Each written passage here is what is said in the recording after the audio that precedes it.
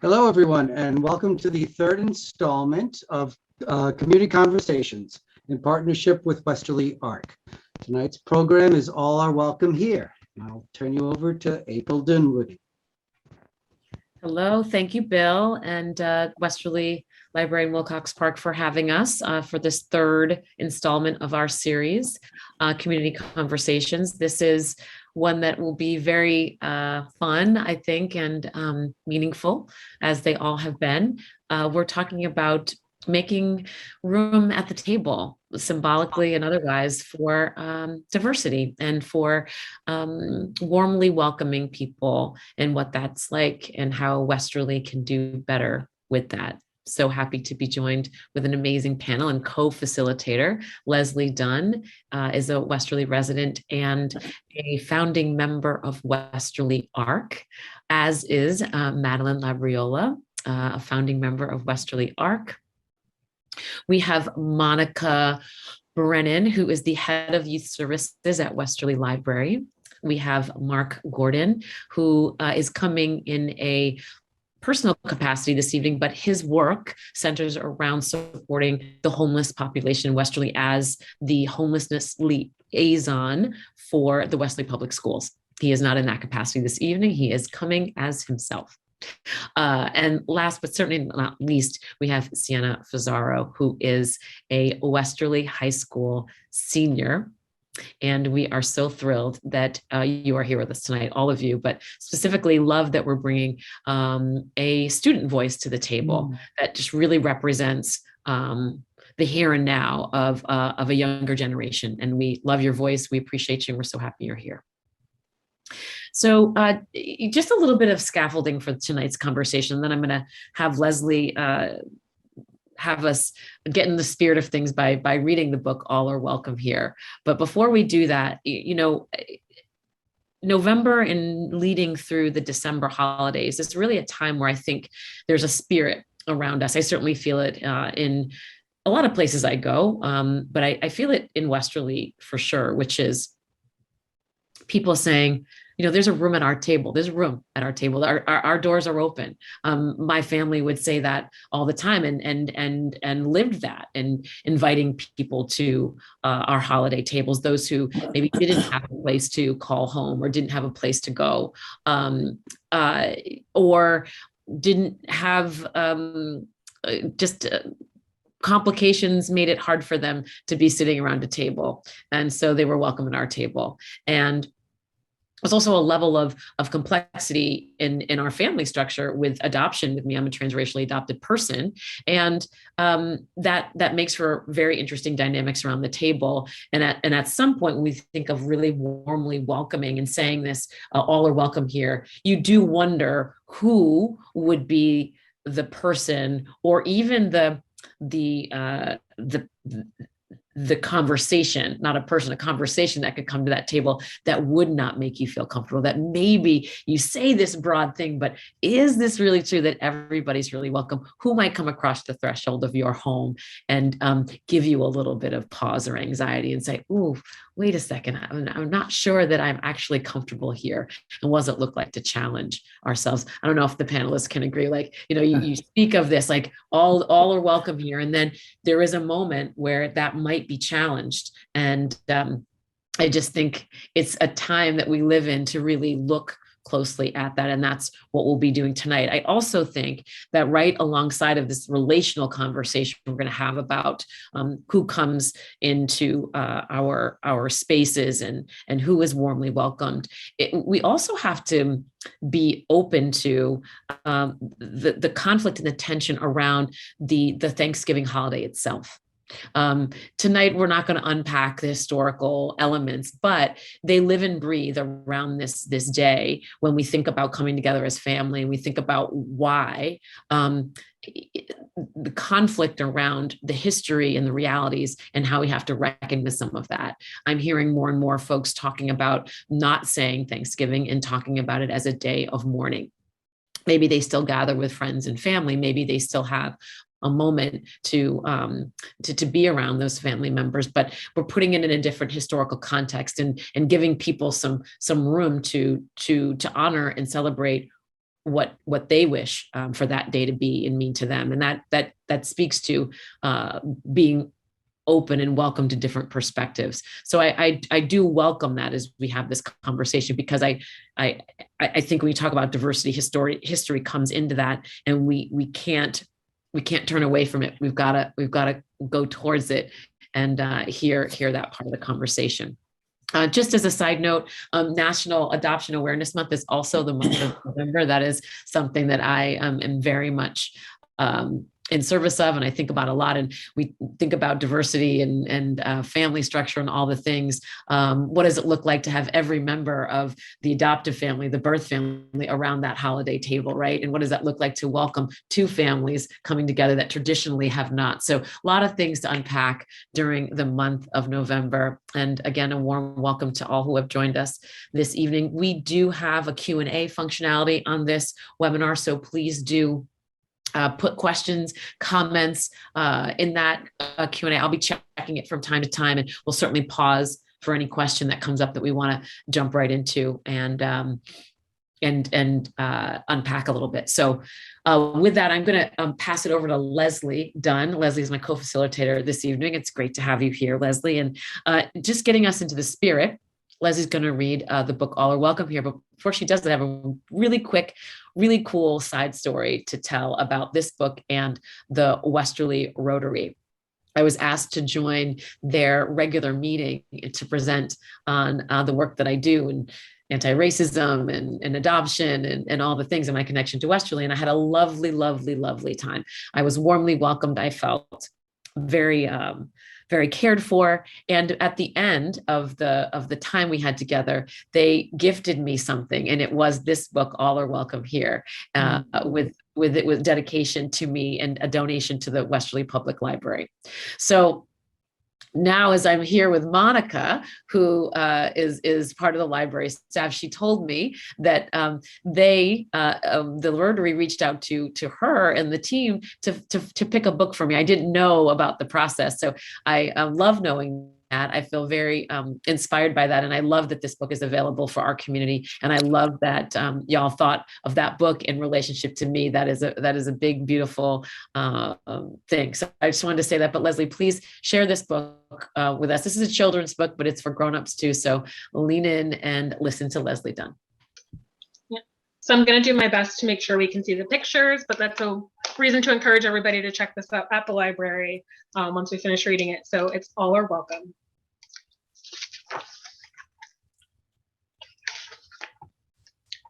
Pencils sharpened in their case, bells are ringing, let's make haste. School's beginning, dreams to chase, all are welcome here.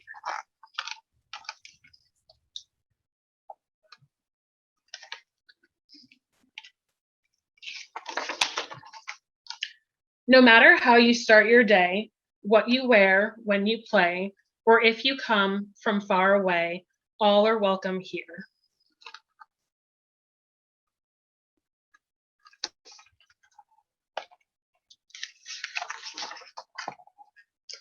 In our classroom, safe and sound, fears are lost and hope is found. Raise your hand, we'll go around, all are welcome here.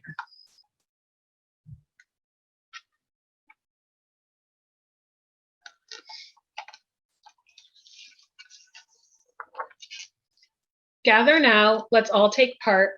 We'll play music, we'll make art.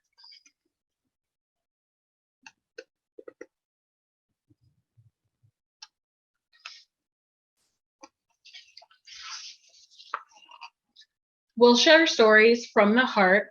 All are welcome here.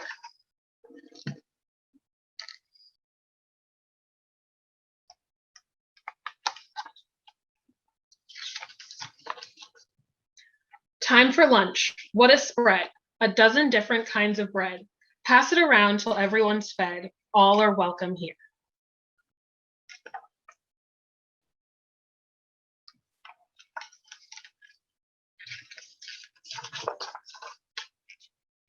Open doors, rush outside. We will swing, we will slide.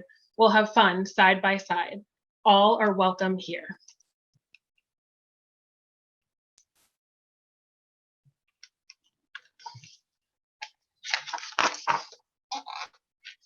We're part of a community. Our strength is our diversity, a shelter from adversity. All are welcome here.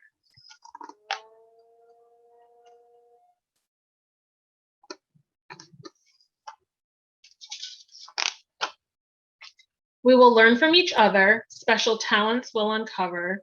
There's a big world to discover.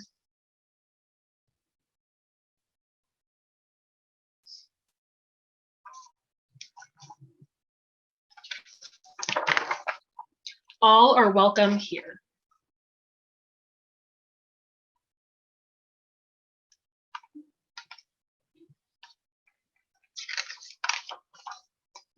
So much to learn, so much to do. And when the busy day is through, can't wait to come back, start anew. All are welcome here.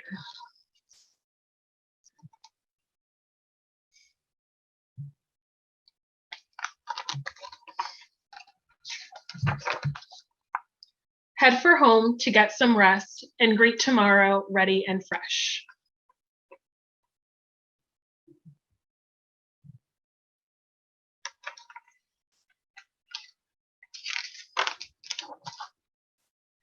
Our time together is the best.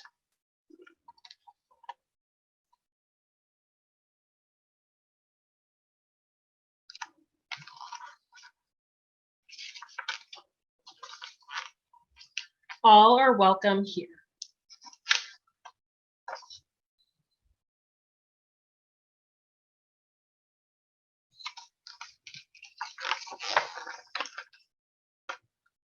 You have a place here.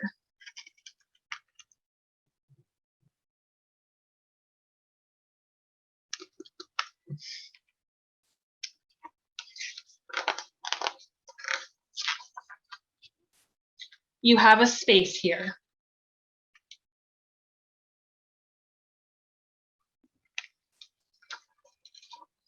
You are welcome here.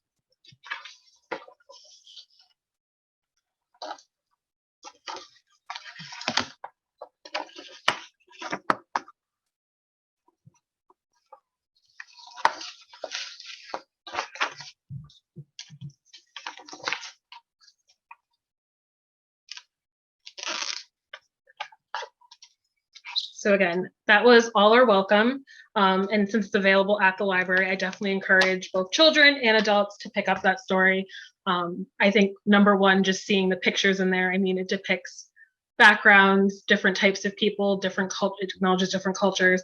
So it's just such an amazing book, and I'm glad that we were able to kick off this event. So to continue welcoming our panelists that are here this evening, we're just going to go right around and have our panelists introduce themselves and their connection to Westerly. So we'll start with Madeline Labriola. Madeline, if you could just tell us your connection to Westerly. My connection to Westerly is fairly new, actually. I came from New York in the Hudson Valley, where I lived my whole life, to move here because three of my 5 children moved here. So I'm a fairly newcomer, maybe 5 years a permanent resident, but many, many years of coming here, visiting and enjoying this beautiful town. Wonderful. And Madeline, could you just tell us what's your favorite thing about being a part of the Westerly community, and what are some things that you think could be done differently? Well, I just love the small town. My town in New York was a little bit even smaller than this, but that whole sense that you can get to know people as you go into the stores, and Westerly has such an array of theater and wonderful restaurants, and of course the ocean. And I love the downtown itself. It feels like almost like a European city where they have plazas and people walk around and talk. And I've met some awesome people since I've been here. And what I think they could do differently, I don't feel really qualified to say a lot because I haven't lived here my whole life. I can tell you what the Hudson Valley should do, but I think, we're all learning, especially in these times. I think more opportunity for people to get together, to enjoy each other's company, to share their history and their story in whatever way that could be. Would be really valuable. But I see wonderful things happening already, and I'm very excited about being part of this community. Thank you. Thank And you. I can attest to say, when she says there's beautiful things happening, Madeline is somebody who's actively there, encouraging those beautiful conversations and being a part of that work. So thank you for joining us. Thank you for moving, asking. moving along to Mark. Mark, if you could just share with us your connection to Westerly. Well, again, Mark Gordon. I am the homeless liaison for the Westerly Public Schools, but I'm appearing tonight as myself. My wife and I have lived in Westerly for 21 years. My hometown is Newport, but I was living upstate Rhode Island. I was living in Barrington, and I was commuting to Ender's Island in Mystic, St. Edmund's Retreat, which I, at the time, was running the business side of things. It was a long commute. So we decided that we were going to move down here, and we wanted to stay in Rhode Island, not move to Connecticut. And so we looked at various towns, and we actually fell in love with Westerly. And now I've owned a little piece of Riverbend Cemetery, so I don't think I'll be leaving. So, yeah, so it's been 21 years. What we fell in love with was similar to what Madeline said, is the people in town, the small town feel. I remember Newport before the Navy left in the early 70s, and it had more of a small town feel. These days, it's a huge tourist magnet.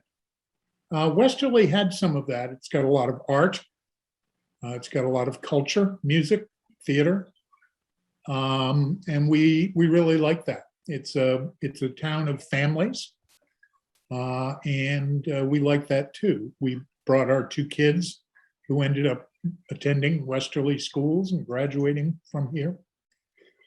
What the town could do differently. In some ways, I too, even though I've been here 20 years, I feel like a bit of an outsider, like I'm not necessarily in a position to,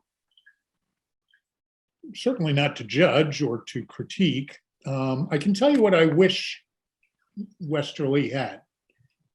I wish there was more focus on developing downtown at the expense of sort of Misquamicut, and promoting downtown. About 10 years ago, I ran a public process called Keep Space, which was really focused on developing downtown. And there's been a lot of improvement downtown, but I think we could do more. I think it's sort of a hidden gem for Westerly. So I think more focus on downtown. The other thing is structurally much more difficult to do, and that is I wish we had sort of a native relationship with an institution of higher learning. When you have an institution of higher learning in a town, it brings a lot of new blood, a lot of ideas percolate through town. We do have the Westerly Education Center, which is a great resource, but it's mainly focused on workforce development and those sorts of things. And the last thing I'll say is that I've been involved recently with affordable housing. And the affordable housing situation in Westerly is awful. It's awful in a lot of places. So Westerly isn't unique in that. But as someone who works with homeless families with school-age children, I see the difficulty in basically not having options for living in this town. And I wish we could do better at that. Yeah, thank you so much, Mark. And just from meeting you the other day, it's you as a person, there's just so much compassion when you speak about the work that you get to do. And, I know somebody like you who can contribute so much to this community and pay attention to those things. We're so lucky to have somebody like you in the town of Westerly and being an advocate for people. So Monica, if you would like to go next and just tell us, about you and your connection to being in the town of Westerly. Oh, I think you're still muted. I am muted. There you go. Hi, I'm Monica Brennan. I'm the head of youth services at Westerly Library in Wilcox Park. And thank you for having me as a panelist tonight. So my connection to Westerly is my job and I love it. It's what I love most about Westerly is the community partnerships. And I think it's something that people are eager to build stronger community partnerships. And I think that's where not only what I love, but it's also where my hope lies is with those stronger partnerships is that we get more and more representation and more voices. You know, I specifically work with kids and teens, so empowering youth voice is super important to me, but it transcends all families and it's not just limited to empowering youth voice. So I'm optimistic that as we strengthen more community partnerships, then we can really highlight more of these diverse voices that are here and that will welcome more diversity. So I'm hopeful. That's always a good thing. We love that. We all have to have a little bit of hope for, positive interactions and relationship building. Could you tell us something that you really like about the town of Westerly and about the community that is there, and maybe some things that you think, that you wish you saw differently in the community? Yeah, I think I love the range of having the beaches here. I love having a strong public library. I love having a park. It feels like it's got all these elements where, people with diverse interests can converge, and there's really something for everyone. I love, the restaurants around here, and I think that is something that's so important, as we're talking about art in the community and literature in the community, and we're talking about food and these cultural events. This is something that is so amazing. It's so great to just walk out of the library and walk down the street and have like this amazing authentic food experience, things that you might not get in other towns. There isn't necessarily always those opportunities. So, that's what I really love. And I'm optimistic that we can really build more of those. And I think that's where, I feel that's part of my job is to really, as a community member, to really help represent different voices. And so I am hopeful that we can leverage more partnerships to have more voices represented and make people feel more welcome. So I think it's really just a sense of hope and a sense of, I feel a personal responsibility, not just as a librarian. I think a lot of us in the library world feel that way, but just as a person that voice matters and youth voice matters. And we want to start to spotlight more of that in the community. So. Thank you so much. I love that. And that's kind of a perfect segue leading into our next person as we're speaking about youth voices and making sure that all voices are heard and everybody in our community is represented. So Sienna, I would love to hear from you about your connection to Westerly. Hi, everybody. I would first like to preface this. My entire family is home right now, and my dog, there's a lot going on, so sorry if there's like background noise. But my name is Siena Fazzaro. I'm a senior at Westerly High School. I've lived here forever. I was born at Westerly Hospital. This place is all I know, so. Well, we are very lucky to have you join us tonight. And, you can also say hi to your family from everybody since they'll be a part of this conversation in a sense. So could you just tell us a little about what are some of the things you love about being a part of the Westerly community, and what are things that you would like to see differently in our community as it develops and changes? I loved what Monica was just saying about how diverse the stuff we have here is. There's art, there's food, there's like dance, there's whatever, there's learning and reading and anything that you could ever have.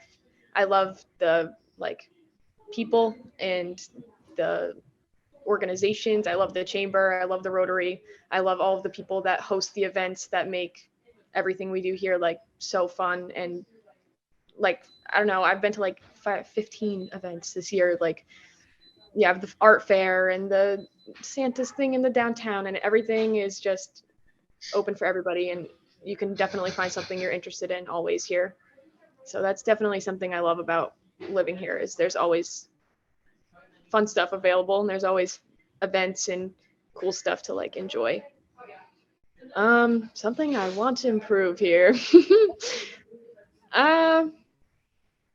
Mark Gordon, you are a cool dude. I don't know who you are, but I love what you said about affordable housing here. I live in the North End, so I'm pretty close to where a lot of the affordable housing in Westerly is, and I see it.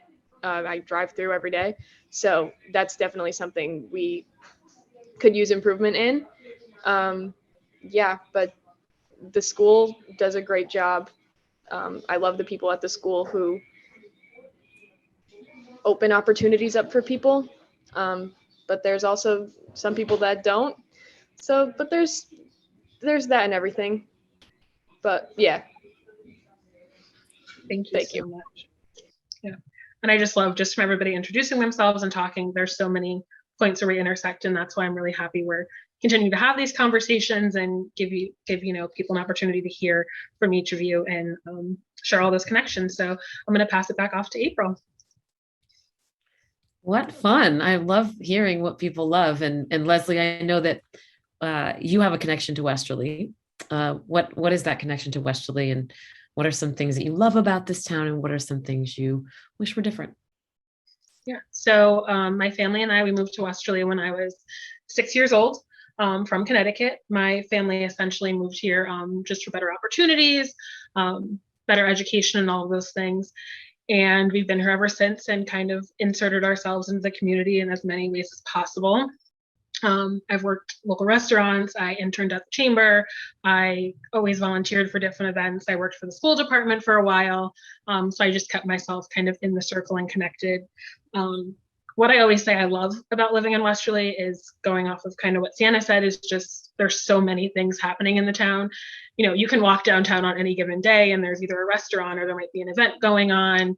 You can go through the park. There's just so many opportunities to enjoy a beautiful town. Things that I always wish were kind of different is there's, to me, a bit of a lack of representation of people who look like me, and also people who don't look like me that are associated with other cultures and upbringings. That's just always something that I've noticed and would love to see, more people and more diverse cultures exist within the Westerly community and also be able to share their culture. Yeah, right. And specifically in leadership positions, right? Right. Where their diversity does come to life in Westerly. We know we're not wildly diverse, but there are folks like us and others from different ethnicities and cultures and such that don't always find their way to leadership positions. Even as much as when we think about all those great events, right, that go on. Who are planning those events? Who has the seat at the table for who decide what vendors come and what music comes in, and who's going to perform at the Pops or at the art festivals, and who is present for that. So I know the work that we're doing with Westerly Arc is really looking at some of those things and figuring out if more folks that are diverse can tap into some of those leadership advisory councils or leadership positions that may not be a town council seat or a school committee seat, but there are ways in which this town comes to life that often don't represent the folks that may even be coming to the events, right? So it's all the ways that we may be looking at and thinking about how diversity can be more present in our town. So thank you all for sharing that. I'm going to shift to a little bit of the centerpiece of this conversation, which next week will be the turkey will be the centerpiece of the table. And for some of us, not all of us do celebrate or honor Thanksgiving in that way. And there may be other things that come to that table. But for many of us, I think the headline is family does come together. And it's a very present, a family present holiday. I also want to just name that not everybody has a warm, welcoming family to go to. Working with foster care and adoption, so much of the homelessness population of any community is those that age out of the foster care system and who don't have a soft landing and a place to call home. So putting some context around this idea of this very family-focused holiday, it gets me thinking about, as we thought about when we launched in this conversation, about welcoming. What does it look like to be truly welcoming? As we heard Leslie read the book, all those words that really do sit with us. I'm so glad we read that, because it's just these simple words in the context for what we know is not so simple, especially in 2021, about this idea of really warmly welcoming people. So I'd like people just to kind of, sink into it a little bit and think, what does being warmly welcomed feel like, look like? An example of maybe a time when you were warmly welcomed. And I just gave one, the Rotary Club, right? I don't know much about the Rotary Club. I didn't know much about the Rotary Club. I know a little bit about it, but I wasn't sure. And I was a little bit, not necessarily anxious or scared, but I was curious. I was like, not sure how this is going to be. I was so warmly welcomed. And the evidence of that is, one, the person who was introducing me really understood who I was, right? And really said some things that I knew that they were paying attention to me and the things that I've said in the past. That was the first indication that someone was paying attention and took the time to think about me. And the second was that gift of that book, the thoughtfulness, the engaging of another community partner to say, hey, what do you think? That was evidence of being warmly welcomed and cared for, right? So I wonder if maybe Sienna, I'd love to start with you, right? What has been a time and place in your life up to now where you really did feel so warmly welcomed? What was that like? What was happening, and how did you feel? I actually was hoping that you would ask me first, because it was also, I was the Rotary Student of the Month of November. And the Rotary is like awesome. Did they sing to you? Yes. They sang to you? It was like, I was like, this is so fun and cool. And they were all like so nice to me. They introduced me. They had one administrator at school was there, and he like read something off for me. But that was definitely a time where I felt very welcomed. They were so nice to me. They fed me 2 pieces of cake. And everyone else had one, and they fed me 2. So it was like, it was so so cool to meet those people, because I had never met them. Most of them I had never met before, but they made me feel like I've known them my whole life. So that was definitely a moment where I felt very welcomed. The Rotary's awesome. Well, Sienna, and I want to stay here for a moment, because I really want to say, the two of us coming to that table, right? All white or mostly white, right? Of a certain age, closer to my age than to your age. But both of us were coming into that space as the minority. You as a generations apart from this group of older people, right? Old, young, doesn't matter. I'm just naming it to say it out loud. There's no judgment or anything attached to that reality of naming it. But, you were in the minority coming to that table. I was in the minority coming to that table as a woman of color. And I think it speaks volumes to people when someone isn't like them and they welcome them in such a way that it's palpable and you feel it. It really represents what's possible. And it's obviously a muscle memory that group and organization does have. So I'm glad we both shared in that and can validate that and can speak on that. How did you feel? I mean, 2 pieces of cake, like, how did it make you feel? It made you feel warm and loved? What did it make you feel like when you were there? Yeah, I didn't know where it was, and my mom had to like put the location in. I've been to that place before. It's like the Mormon something, but I've been there before for a band banquet, but I had never like sat at that table, and they had all of like their banners up on the windows and stuff. So I was definitely like uncomfortable when I first got there, because I had to figure out where I was for a second, but then they started singing like right away. And I was like, oh my gosh, this is so fun.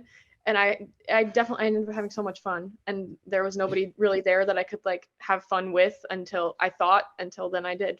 So Yeah. So it was a little bit of a surprise. I love that. I don't know, Madeline, what about you? Have you had a situation that you really felt very warmly welcomed? What was going on for you? What would describe that situation, if you would? Gosh, a whole bunch went through my mind as you were talking. I think because I've always lived in a town where everybody knew me, I've always been pretty comfortable. But when I travel, I just share this quickly. I went to Senegal for a wedding, of a friend of mine. And we stayed at his village where the people were the most amazing, hospitable people I have ever met. They could not do enough for us. When we talk about songs, that would make me think, Sienna, as soon as we got there, they started drumming and circling us and welcoming us and sharing food. And they're they don't have a lot, but whatever they had, we were their guests and we were going to be treated unbelievably. It brings tears to my eyes to think about it, that when you first get there, it's so different than anything I've ever experienced. And there's an uncomfortable feeling, a little bit of fear. And after about 2 hours of these people just loving you for who you are and for going there, and they just want to show you everything that they have and share everything that they have with you, I felt like I was home. It's really a beautiful feeling. So, and all my traveling, I've had that experience more than once. So I love that, Madeline. Thank you so much You're for welcome. that. And I know you bring that spirit with you where you go and when the places you're in, that warmth and that welcoming spirit. So it's always appreciated. I'm gonna ask Monica. When you think about this, you're not a lifelong Westerly resident, right? Right. Right. So what were some things that made you feel welcome when you came to Westerly? Yeah, I think the thing is like really having those immediate conversations with people in the library that are just really open and honest and trusting. That was so positive because I think it's very easy to think of every situation, especially when you go somewhere initially, if it's traveling or working or just moving your family somewhere different. Oh, you think, oh, everything's going to be so great and it'll be so easy. And I think for people to be really honest and say, I love Westerly, I love it here. And here are some things I think could change, or some things that cause me to have fatigue. I think that honesty was really wonderful because I think that gave me a perspective like, oh, okay, well, this is wonderful. I also came from a more ethnically, and racially diverse community. And so to come here, which it's so wonderful, it was different, coming from a place where we had 5 languages that were, spoken every day on a daily basis in the library. So sorry, I'm gonna flip my light back on. Monica, I'm so glad you brought that up because I do think that there is something that has happened. I've heard this, and I don't know if others have, but specifically even at a town council meeting, right, where folks saying, oh, I'm not from Westerly, but it took me a while to feel like I was welcomed here. I was a part of the community because, let's say it out loud, I'm not Italian, right? And we have a strong sense of connectivity to the Italian culture here in Westerly. And I think that's beautiful and amazing. My mom's Italian. I'm here for it. And I do think that there's been some real evidence of outsiders and insiders. And look, Westerly is not alone. We just happen to be living in this community, right? So this is not something that is so unique to Westerly. It is something that lives and breathes in other places. And we certainly know that there is evidence in Westerly that, if you're not on the inside track, you may not be welcome in that way, or not to the level that you'd want to feel that. So I appreciate you for bringing that to the table. And I wonder, Mark, I would love for you to share, because I kind of had an instinct that you had something to share, but please do. Yeah. Like Madeline, I was trying to identify time. Well, before I do that, I just want to note for the record that Sienna Fazzaro referred to me as a cool dude. And I've just been chewing on that and enjoying that. My kids are 35 and 32, and a high school senior just said I'm a cool dude. You made my night. I've been welcomed in a lot of different places. Through my life, part of that, I'm conscious of the fact that part of that is that I'm a white middle-class man, and now a white middle-class, middle-aged man. People like me have a pass to almost every situation, and we can expect to be welcomed. But I have been welcomed in some unexpected places, in refugee communities in Providence, where I did a lot of work. And even in Westerly. When I first arrived in Westerly, one of the first things I did in the community was volunteer for the Columbus Day Parade Committee. Okay. Now, again, like Thanksgiving, we can debate Columbus Day.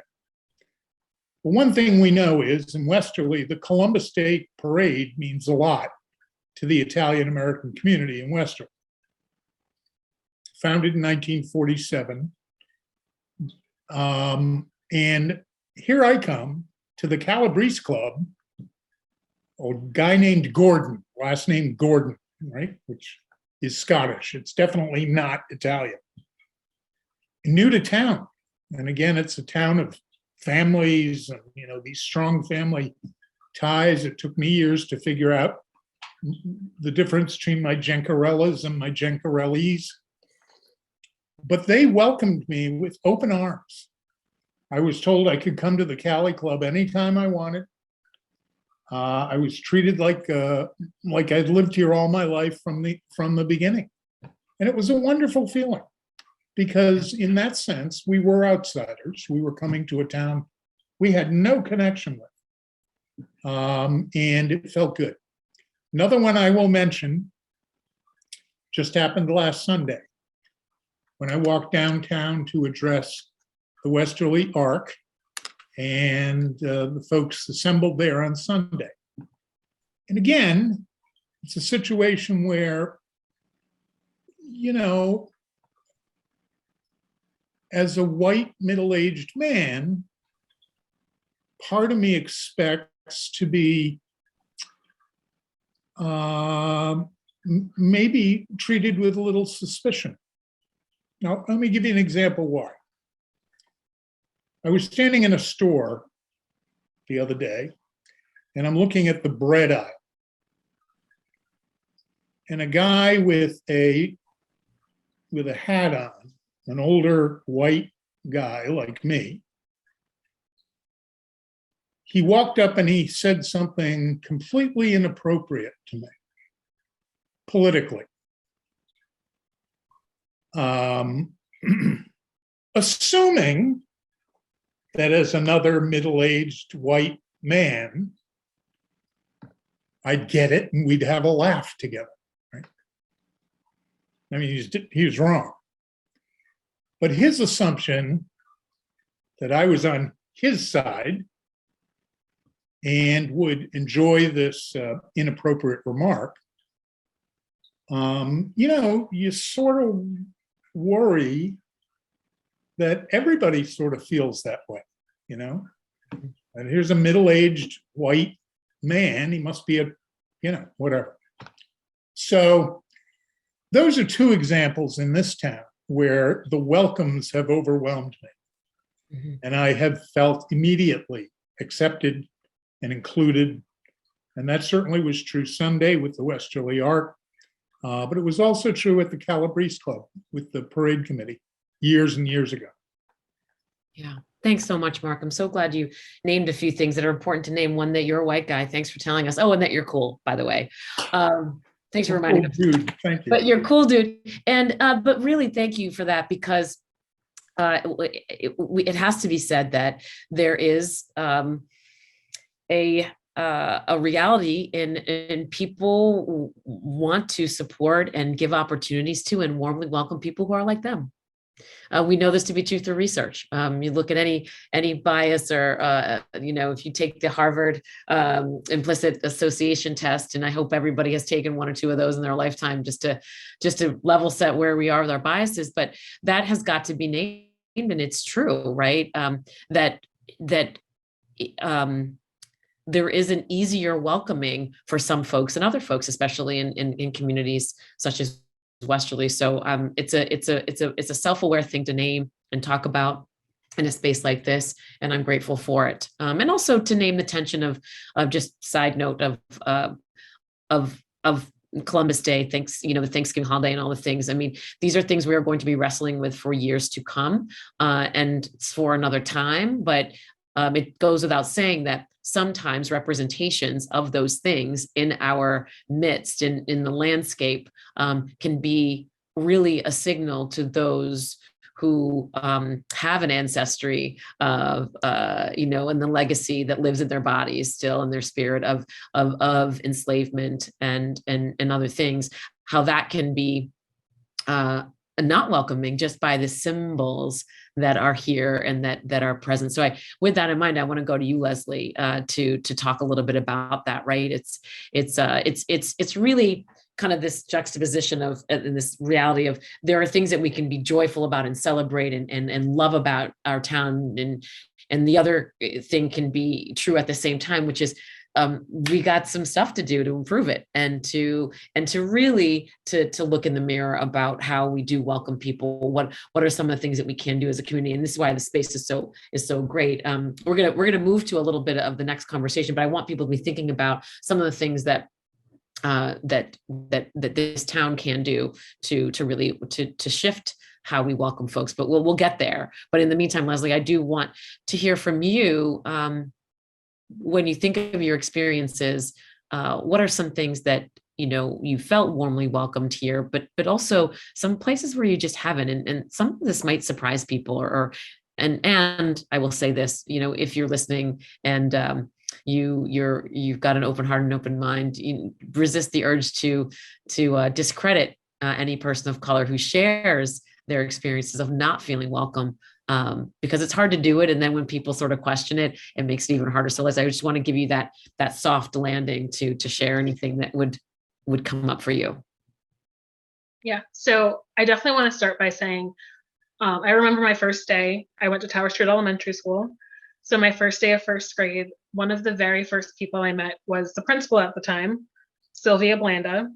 And she is somebody who, when I say warm welcome, this is a woman who I remember coming to check in on me as a new student, and then just even as she moved on in her career and into other pieces of education, she is somebody who just continued to always connect with me, check in. She even wrote me a college recommendation letter. So when I thought of a true warm welcome, I mean, I was this kid coming in, started the school year. She had no reason to do so, and she just embraced me and even my brother, and just always made us feel welcome, even in a space that sometimes there were a lot of missteps, I think, of just lack of knowing that some people made as educators, just not being exposed to certain things. And she was someone who just really listened to me, listened to my parents if they had any concerns. So when I think warm welcome, I just remember being a little 6-year-old and her being so supportive and welcoming to me. So I just love sharing that.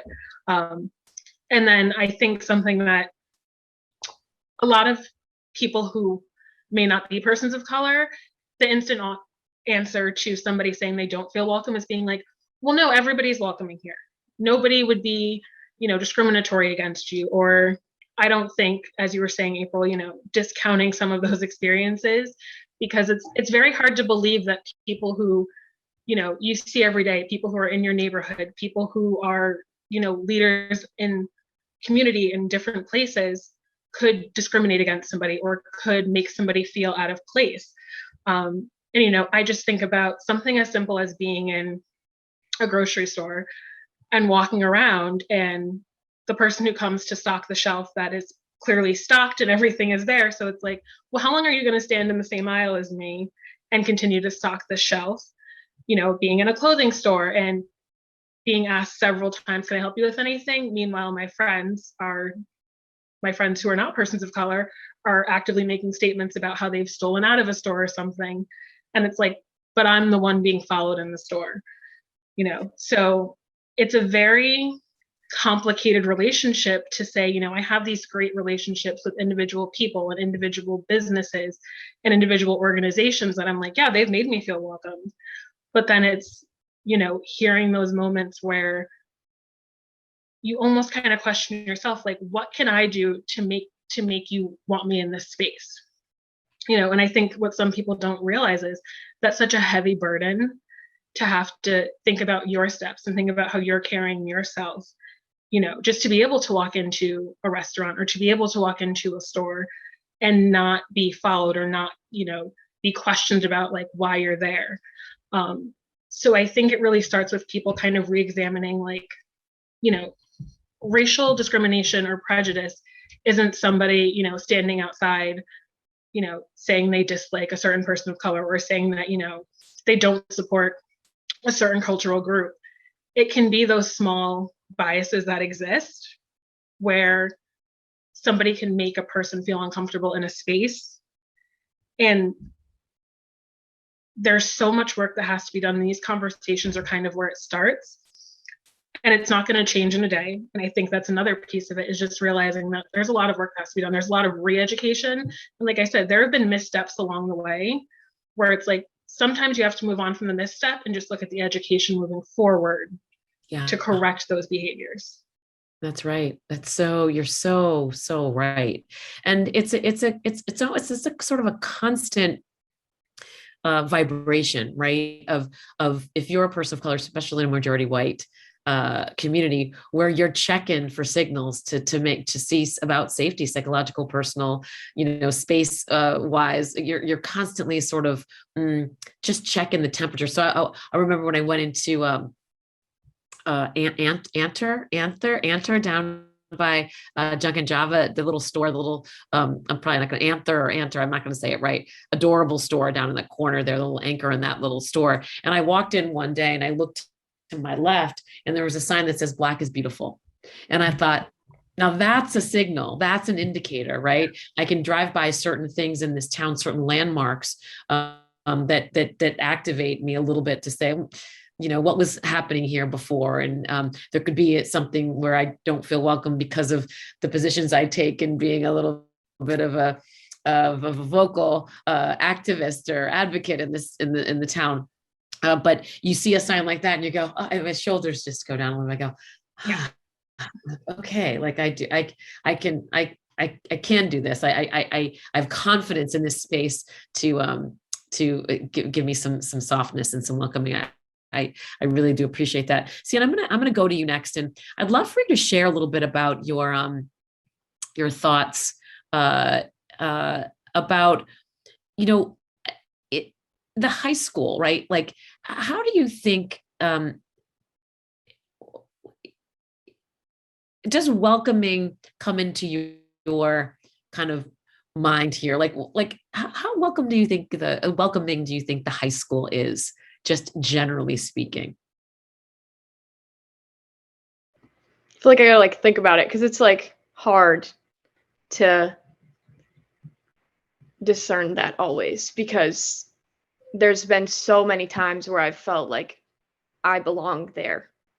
And like that's where, I mean, I'm there every day. So it's like I should feel like I belong there. But there's also been quite a few times where I felt like I don't, and that maybe I'm a little bit of an outsider. Maybe I'm not what everyone else is, but that's probably part of my personality and part of who I am. But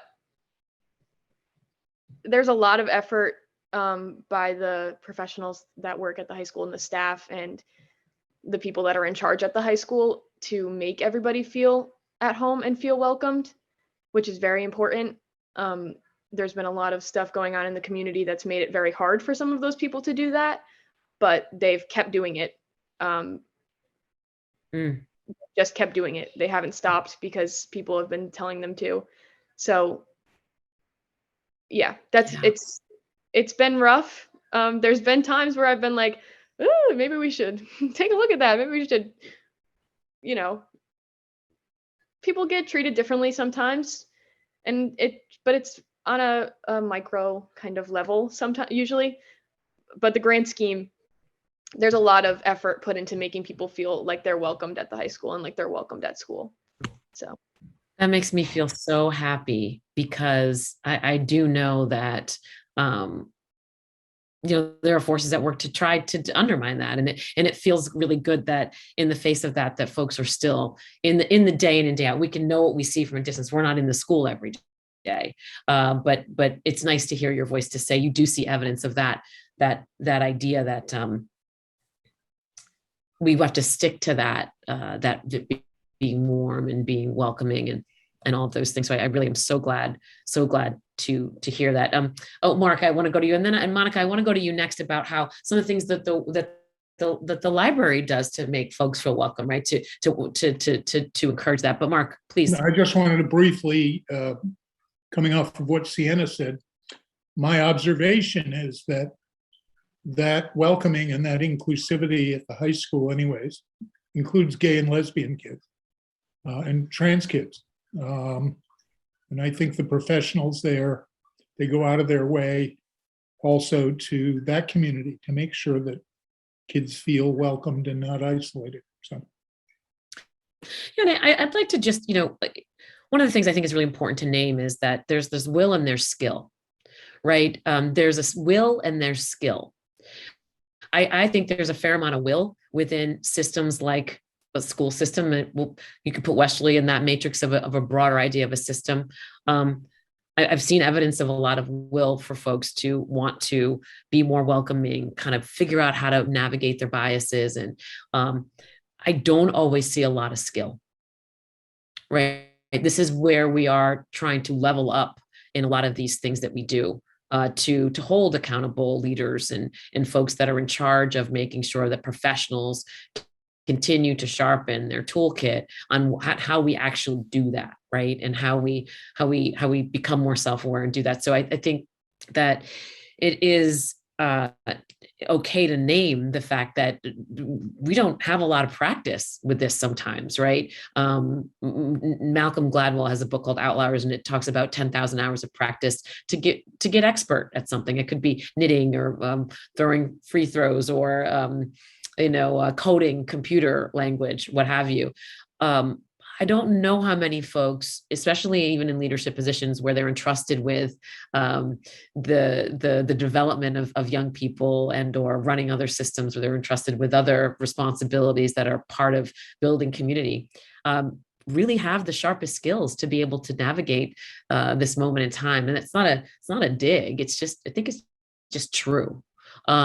So with that in mind, I think conversations like this do help. And I know that there are some things that are activated both at the school and in other systems like that. And I wonder, Monica, the library itself, what are some material things that you just, some evidence that you think really provides a warm welcome to the community? What are some things that you really make sure of, especially for the younger population?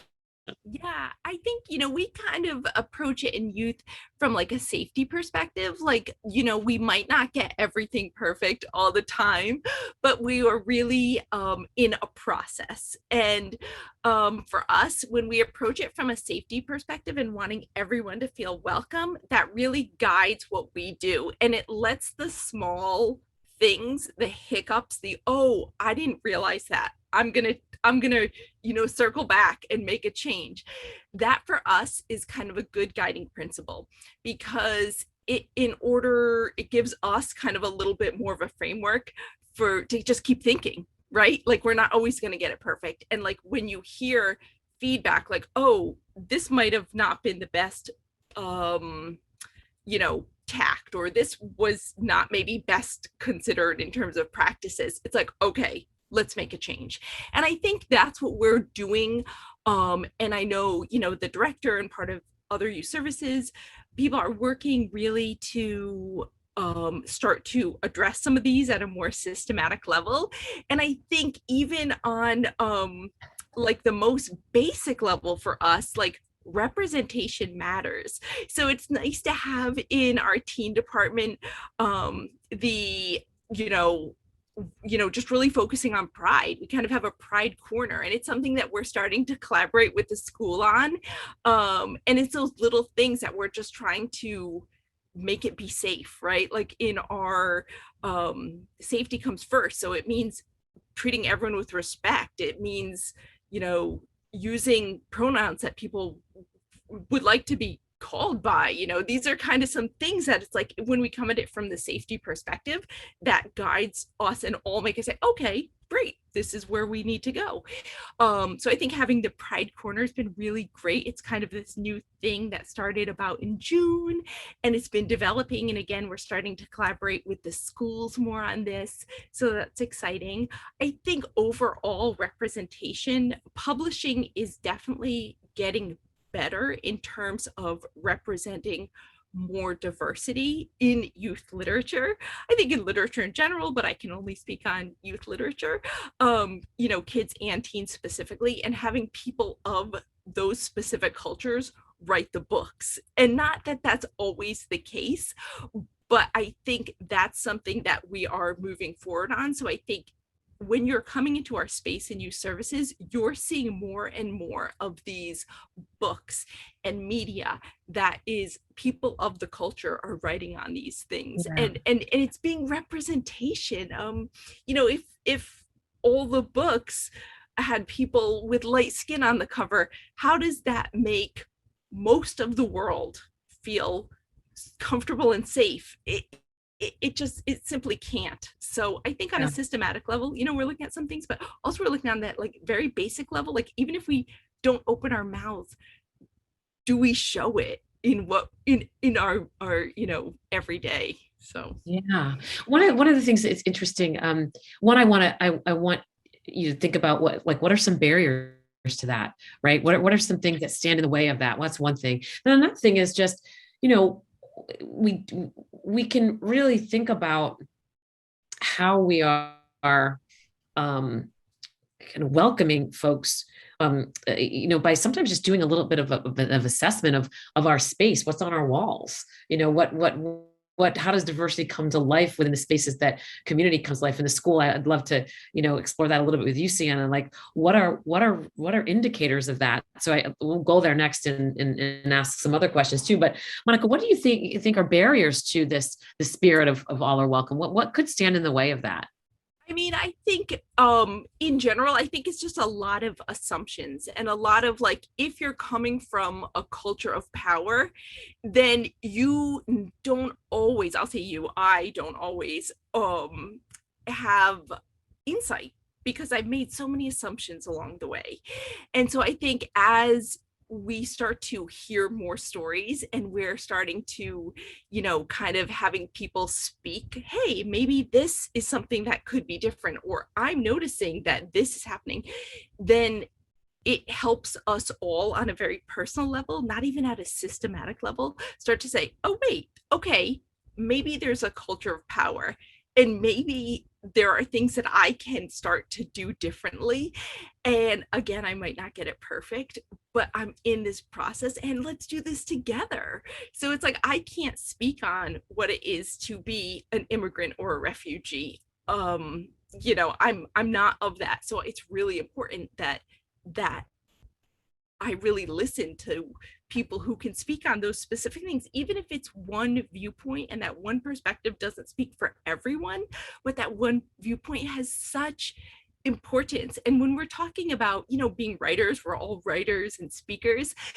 Sometimes it's those mini moments that make the biggest impact. So it's not to say that one voice has to speak for everyone, but just getting a little bit of that little nugget, that mini moment, it is that thing that really just makes that turn in many people's minds. So I think that's more and more representation on our walls, on our shelves, hearing diverse languages, having it be okay to speak different languages and have that be welcomed and excited is so important. I think those are the little things that will push us forward. Yeah, you just inspired something in me, and I'm gonna say this, and I'd love for folks to think about this and share. this isn't a traditional thing to think about as welcoming, but, you know, when you just the different languages, who's ever been frustrated when you get someone on the other line that doesn't speak clear enough English for you, and how do you treat that person, and how does that make you feel? I mean, I've lost my patience. And that's not something I like to say out loud. I like to look in the mirror at myself and say that, but I think that's just a real raw reality of our times, where life can sometimes come in and I would say even the most vigilant eyes have blind spots. We're all kind of, trying to do things, I'll speak for this group here, right? To say there's evidence of us wanting to do better and elevate. And then there's a moment where you're stressed, you're activated, you don't warmly welcome someone, right? And show that grace. Does anybody want to share a vulnerable moment of when maybe you haven't done that, and how that made you feel, and did you correct it, or how did that go? I mean, anybody brave enough to pop in? Madeline, do you want to? Yeah. Well, yeah, I was thinking about this question actually, because, I grew up, it's not recent, but I grew up in a time in the 50s when biases and prejudice were very much part of my life. Because of media, TV, magazines, I saw Native Americans, on the big screen as, very different than what I know is true now. And the same way with people of color. So for me, this was part of my background, not from my family. They were pretty open, but from the culture around me. So I was thinking about how, when I did this, the fresh air, I'm not sure they do this anymore. And this is a little hard for me to say, like you, April, I don't want to look in the mirror and remember this, but it's really true. I took a fresh air child from the city, from the Bronx. This was a national program in which for 2 weeks you could take a child from the city to come to live in the country, fresh air, give them fresh air. And I remember when this young man, must have been 8 or 9. I had 5 children. We were all excited. But when he first came to me, I was like, oh my God, what have I done? How do I treat this person? Why? I felt uncomfortable. I felt anxious. I wasn't sure. Because he was so different. I had never dealt with a person of color so close to me, eating at my table, sleeping and I was just like, I prayed about it actually, because I was like, this is a person that is God's child, just like my children. And it took me a little bit, not long, maybe a day, before this young man just won my heart. And I recognized him as much, gave him as much love and acceptance as my children. But I do remember that moment when I didn't want to feel that way, but I just had no experience or no, and I don't know. I think many people have that happen to them because of the biases that they were ingrained in them for so long. And I'm grateful that I was able to move beyond that and keep learning and understanding. So thanks for sharing. Thank you for letting me share that, although it feels like true confession or something. Hey, look, this is why we choose to decide whether or not we're going to let this recording go out into the universe. But no, listen, Madeline, a couple things with that. One, thank you for sharing that. Two, I just want to hold that for a second and say, does that give us empathy, right, for people who are far more indoctrinated into, quite frankly, racist and really super biased realities? Does that give us a tiny bit of empathy for what gets activated in them when they're around people of differences? I'm always trying to connect the dots just a little bit, and not to say that we want to condone people's behaviors that are racist or biased in that way, but you were activated and felt this way. You corrected it, you prayed about it, you found a path forward.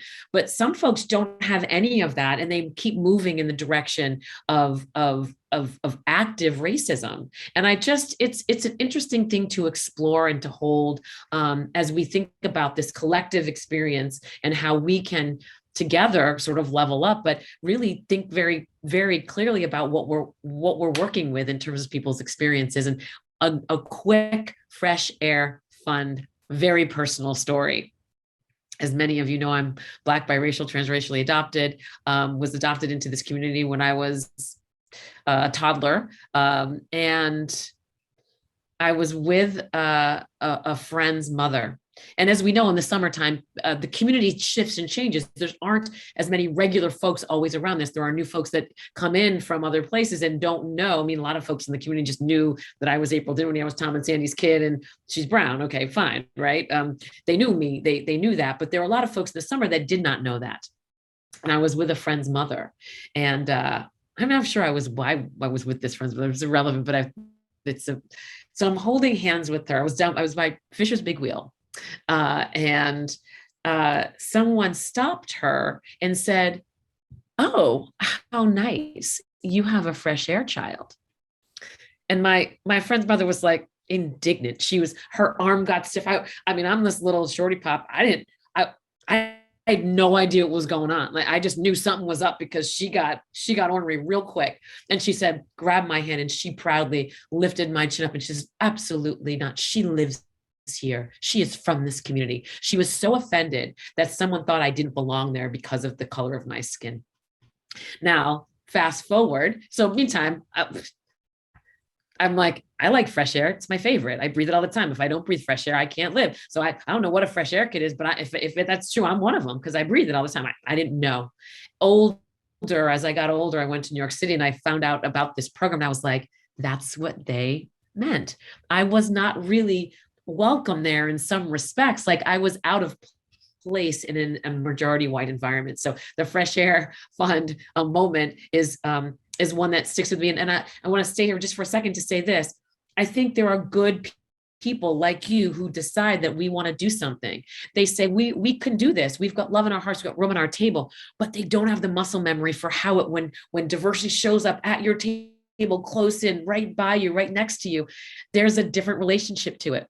And it could become unwelcoming on some level. There could be some things that you got to work through to get there. So I just want to give grace to everybody who's ever been in a situation like that, where there is something that's different or doesn't feel quite right, or you're not sure what to do with it. But we can continue on that path to move it forward. So with that in mind, I'm going to round out this conversation. I'm going to do a round robin of what are a few things that this town could do to sharpen our skill. If we have the collective will and the individual will, what are some things that folks in this community can do, from leadership to individuals to landscapes to businesses? What are some things that this town can do? Anybody want to volunteer to go first? And then, okay, yes, yeah, I was going to call on you, but I didn't want to keep like going first. But yeah, please share. That was just like the coolest conversation I've ever listened to. Number one, thank you.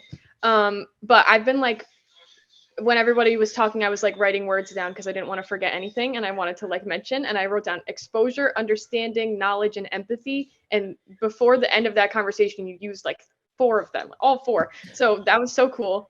But to go back to what Mark said about the high school, including people that are from the LGBTQ plus community, I am a part of it. And the majority of times that I have felt out of place at the high school have been surrounding my identity as a part of the LGBTQ plus community. So it's something that goes back to exposure and understanding, because all of the times that I've felt that way has come from people who grew up traditionally in this town, Italian and Catholic. Like April said earlier, I lived 3 blocks away from Immaculate Conception, and I grew up in the church. So it's like most of the people at school, and it's when you're not surrounded by it and you don't understand it and it's not you, it's hard to make that connection and treat people exactly the same, and with that understanding and with that empathy. So it goes down to that, and it makes me feel understanding to them, because I understand why they are treating me like that, because they don't know, they don't understand, they don't see that part of life. They don't. And it's the same way for people that like treat anybody differently from what they're not. They just aren't exposed to that kind of person. They're not exposed to it. And in this town, it can kind of become a sort of like echo chamber of that kind of idea, of that kind of treatment of people, because you're so surrounded by the same type of people. You're so surrounded by the same ideas that it's just hard to like That's right. think out of that.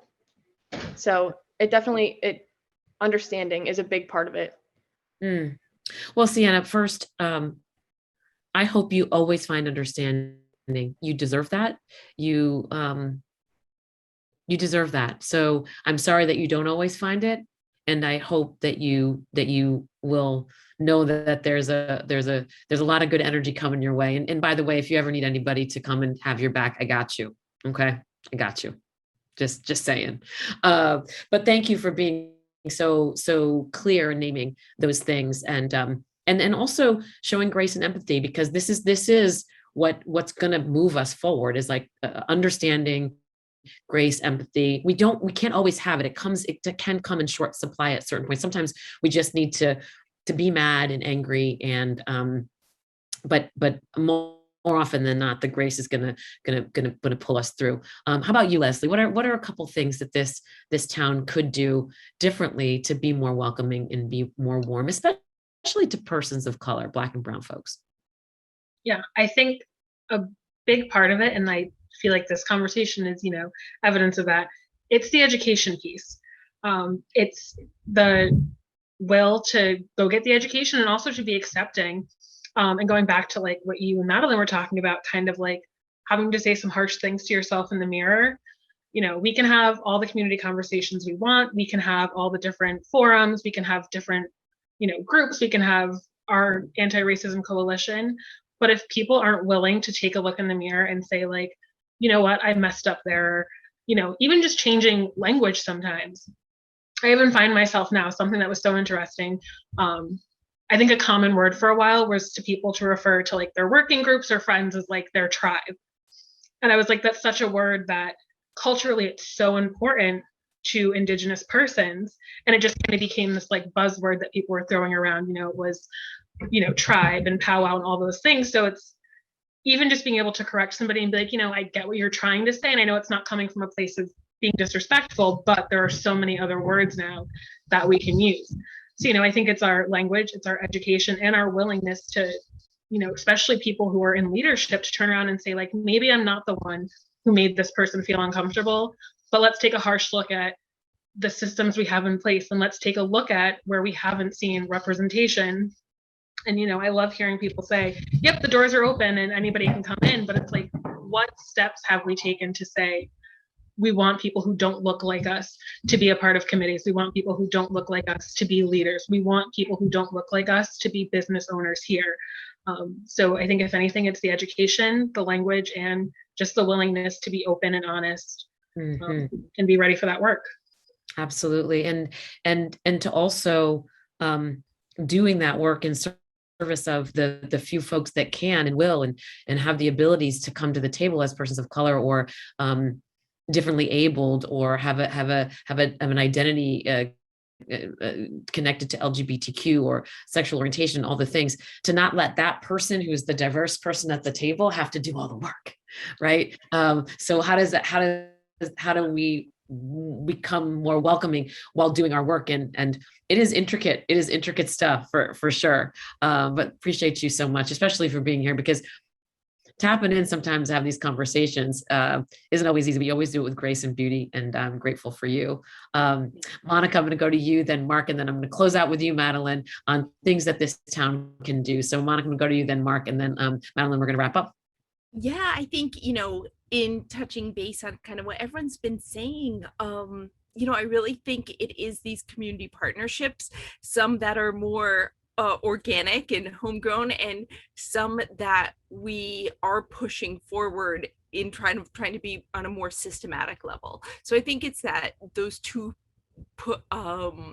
forces happening, and happening in an organic way, if it's more homegrown, or if it's that, you know, we can all encourage one another to look at what can we each do to, you know, push our own conversation in our own head and where we live and what we want our world to look like in Westerly. You know, is it safe? Because if it's not, if we're not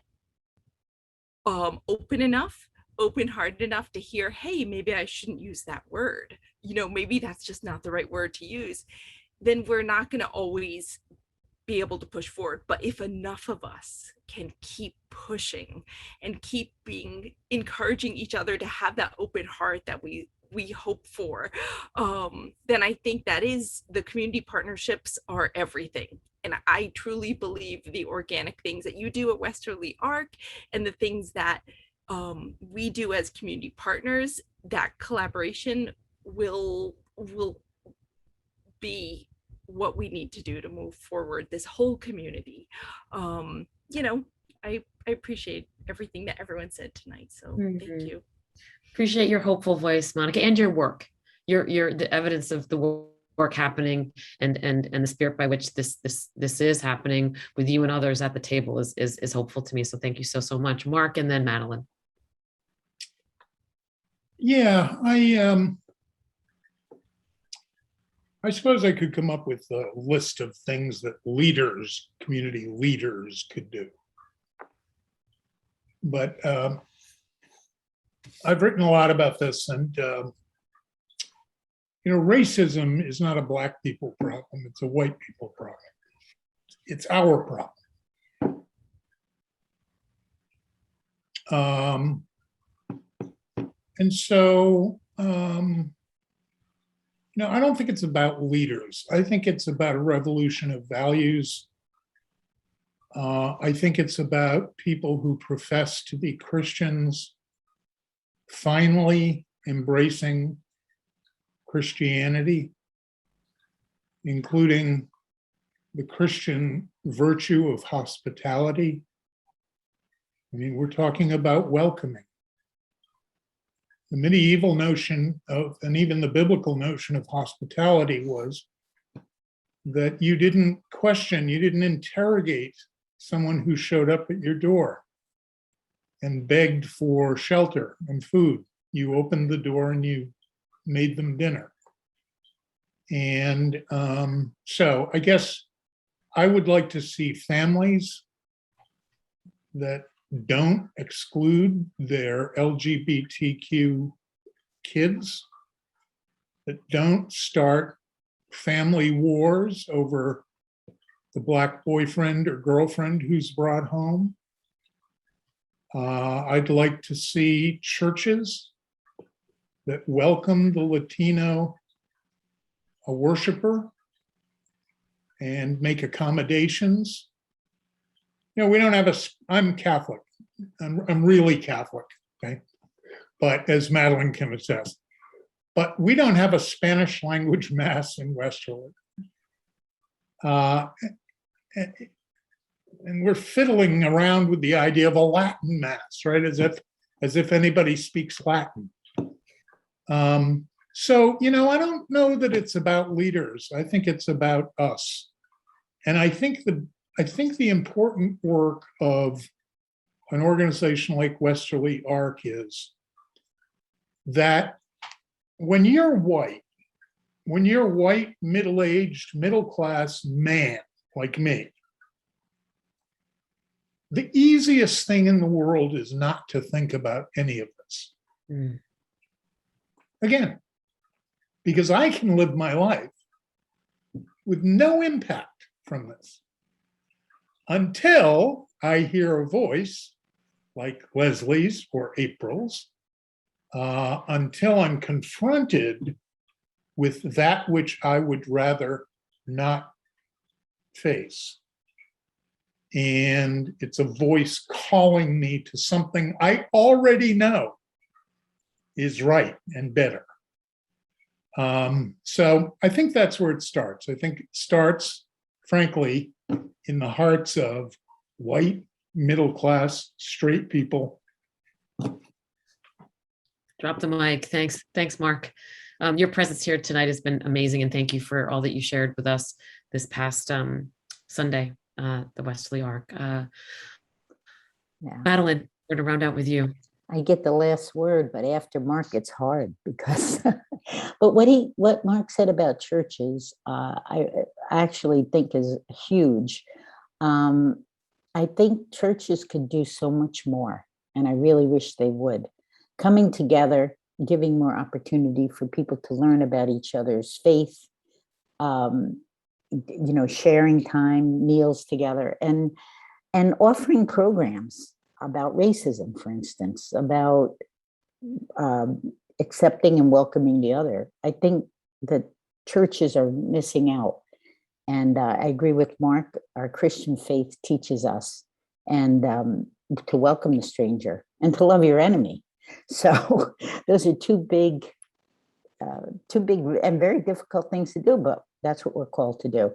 The other part, I think, is that there's so many good things going on in Westerly, in the park, in the music, perhaps getting this multicultural group, a committee from the town council off to a good start, in which we can bring people from diverse backgrounds, different music, rather than always having the same thing, but looking at ways that we can introduce new things into what's already there. The pops and the Sunday strolls, or whatever they call the Sunday things. Sunday. Yeah, thank you. Sunday fun day. So, and even increasing the staff to be more diverse in all the public places, the library, the Y, the town council, just reaching out and making people feel welcome enough to want to come here and live in what I think is really a beautiful town and can be even more beautiful. And I so appreciate each one of you, and I'm honored to be part of this panel. So thanks so much. Thank you, Madeline. Small town, big opportunity. Yeah. So I didn't see any question in the chat, but I did see a note from Tim Flanagan, who is one of our steadfast Westerly Arc attendees on Sunday, saying how much he appreciated the conversation, as did I. And as people come around their holiday tables now and throughout the month of December, when the December holidays come, I hope that we'll all be nourished and warm and all the things. But I hope we'll also challenge ourselves to be more bold in service of anti-racism and anti-bias, and really doing all the work that we are continuing to do to make Westerly that truly warmly welcoming place. So Mark, Monica, Leslie, Sienna, and Madeline, thank you so much. And of course, to the Westerly Library, we appreciate you. We will see you on another community conversation soon. And Sienna, I want to give you flowers once again, just for being an amazing human being and an amazing representation of this, what this town can be and is. So all love to you, and we'll see you all back here at some point real soon. Okay. Be well. Thank you guys so much. Thank you. More Good soon. night. Good night. Lots of love, everyone. Thanks, Bye. Sienna.